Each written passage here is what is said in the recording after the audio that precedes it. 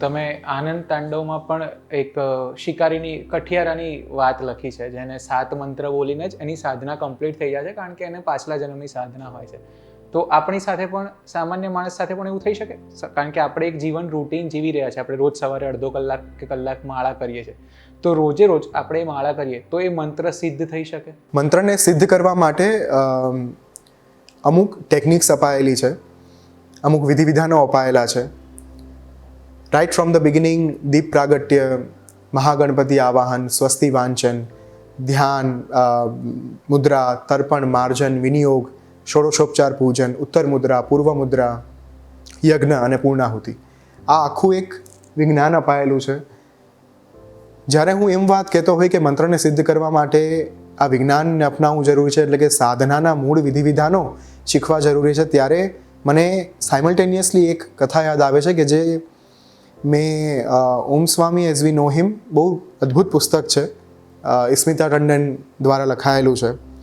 એમાં કદાચ એક કિસ્સો મેં વાંચેલો કે ઓમ સ્વામીનો જે પૂર્વાશ્રમ છે, ઓમ સ્વામી મારા ગુરુનું નામ છે, એમના જે પૂર્વાશ્રમનું નામ હતું એ અમિત શર્મા હતું, અને પટિયાલામાં એ લોકો રહેતા. એમનું જે સોસાયટી હતી, ત્યાં સોસાયટીમાં એક સ્ત્રી રહેતી, અને એ સ્ત્રીનો બહુ સામાન્ય નિયમ હતો જીવનમાં. એમના એક બહુ જ વર્ષો પહેલાં ગુરુ ધારણ કર્યા હતા, જેમની મુલાકાત પણ નહોતા લઈ શકતા ક્યારેય. એમની આર્થિક પરિસ્થિતિ એવી નહોતી કે એ દર વર્ષે અથવા તો દર અમુક મહિને પોતાના ગુરુના આશ્રમે જઈ શકે. તો એક વખત ક્યાંક વર્ષો પહેલાં એમના ગુરુએ જ્યારે સૌથી પહેલી વખત મુલાકાત થઈ હશે, ત્યારે એમના ગુરુએ એવું કહી દીધું હતું કે માં, આપ ઓમ નમઃ શિવાય મંત્રનો જે જાપ છે, જે શિવ પંચાક્ષર મંત્ર તરીકે જાણીતો છે, તો શિવ પંચાક્ષરી મંત્ર તમે તમારા નિત્ય જીવનમાં, નિત્ય પૂજા તરીકે તમે ધારણ કરી લો. કોઈ વિધિ વિધાન, કેમ કે બહુ સામાન્ય સ્ત્રી હતી, જે આપણા ભારતીય સામાન્ય ઘર હોય એમાં તમે એમ કહો કે સાધના કરવાની છે, તો એ બહુ મોટો શબ્દ એમના માટે બની જાય. તો એમના ગુરુએ એમને એક જ સામાન્ય વિધિ આપેલી કે તમારે માત્ર ને માત્ર ઓમ નમઃ શિવાયની માળા કરવાની, જ્યારે પણ સમય મળે ત્યારે માનસિક રીતે કરો કે હાથમાં તમે રુદ્રાક્ષની માળા લઈને કરો, જે પણ તમને ઈચ્છા થાય એ રીતે.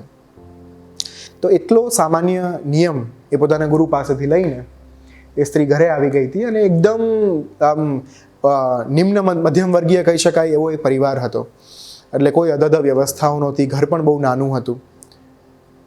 એમણે બહુ લાંબા ગાળા સુધી ઓમ નમઃ શિવાયના જાપ કર્યા, ઘણા વર્ષો સુધી. અને જે પ્રકારે કથામાં આગળ વાત વાંચવામાં આવે છે, એ વાત એવી છે કે માત્ર ને માત્ર શિવ પંચાક્ષરી મંત્રના કારણે પણ એમનો જે ઇન્ટ્યુટિવ પાવર હતો, એટલે કે જે એમની અંતઃસ્ફુરણા હતી, એમના અંતરનો જે અવાજ હતો, એ એટલો બધો મજબૂત બની ગયેલો, જે પણ ઘટનાઓ બનવાની હોય એમને પૂર્વાભાસ થઈ જતો. માત્ર ઓમ નમઃ શિવાયના, માત્ર ઓમ નમઃ શિવાયના વર્ષો સુધી જાપ કર્યા પછી. ઓકે. અને એ પણ એવું નિયમિત નહીં કે એક જગ્યાએ બેસીને જ કરે, કોઈ જ નિયમ નહીં. જ્યારે પણ મગજ ફ્રી હોય, મન શાંત હોય, ત્યારે ઓમ નમઃ શિવાય ત્યારે. અને એવું પણ નહીં કે મન શાંત હોય ત્યારે, એ ઘણા બધા ઘરે કામ કરવા જતા. એ બેન અલગ અલગ હાઉસ હોલ્ડ્સમાં કામ કરીને પોતાની રોજીરોટી કમાતા. તો હવે જ્યારે આટલા બધા કામ કરવાના હોય અને તમે એઝ અ વર્કિંગ વુમન તરીકે કરતા હોય, ત્યારે તમને એક જગ્યાએ બેસીને ધ્યાન કરવાનો કે મંત્ર જપ કરવાનો સમય ના હોય, ત્યારે તમને દેખાતી હોય રોટલી, ત્યારે તમને દેખાતા હોય તમારા સંતાનો, કે જો હું આજે કોઈના ઘરે કામ કરવા નહીં જાઉં તો મારા 200 રૂપિયાની, 250 રૂપિયાની જે મારું જે મહેનતાણું છે એના ઉપર અસર પડશે. તો આવી સ્થિતિમાં એ વ્યક્તિ એક જગ્યાએ બેસીને મંત્ર જપ કરવા માટે આંખો બંધ કરીને બેસી શકે એવી કોઈ સંભાવના હતી જ નહીં. તો એ પ્રકારની પરિસ્થિતિ વચ્ચે એમને રોટલી બનાવતી વખતે સમય મળે, કોઈના ઘરે ગયા હોય, કામ કરતી વખતે સમય મળે, ત્યારે પણ એ જાપ કરી રાખતા. એટલે જો આને નેરો ડાઉન કરીએ આપણે, તો જનરલી આપણે સાધના કે અનુષ્ઠાન એવું બોલીએ ને, ત્યારે એક મોટો સેટઅપ આપણી સામે કે હવન કુંડ હશે, 2 ગુરુજી હશે, મહારાજ હશે, મારે ફળ ફળાદી જ ગ્રહણ કરવાના છે ને તો જ અનુષ્ઠાન થઈ શકે. પણ એવું નથી. કોઈ પણ સામાન્ય માણસ પોતાના મનથી કરી શકે છે એને. અહીંયા અગેન એ જ વાત છે, એક જ ફ્રીક્વન્સી સાથે તમે એક જ મંત્રને ધારણ કરીને આખું જીવન તમે જો એ મંત્રને તમારું આપી દો છો, અર્પિત કરી દો છો, સમર્પિત કરી દો છો, ત્યારે એ એક મંત્ર પણ તમને બહુ અદ્ભુત અસર દેખાડી શકે છે. મહાદેવે મા પાર્વતીને પણ આ જ વાત કરી હતી કે જે વ્યક્તિ મારા મૂળિયા સાથે જોડાયેલી રહેશે, જે મનુષ્ય આ મંત્રોની ઉર્જા સાથે કનેક્ટેડ રહે છે. એ મંત્ર કોઈ પણ હોઈ શકે ભાવિન, કોઈ પણ મંત્ર, બીટ શિવ પંચાક્ષરી મંત્ર,